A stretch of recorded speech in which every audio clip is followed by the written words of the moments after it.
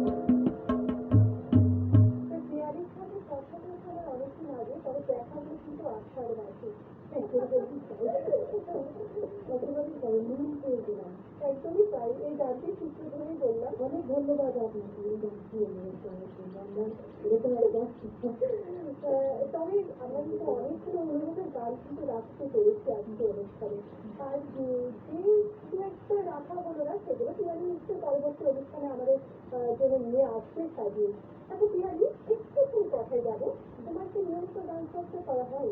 একদম চর্চা যেটা বলে তোমার তো স্কুল আছে বাচ্চাদের শেখানো হয় সেটাই চর্চা না আলাদা করে রেওয়াজ করতে বসা যেটা সেটা কি হয়?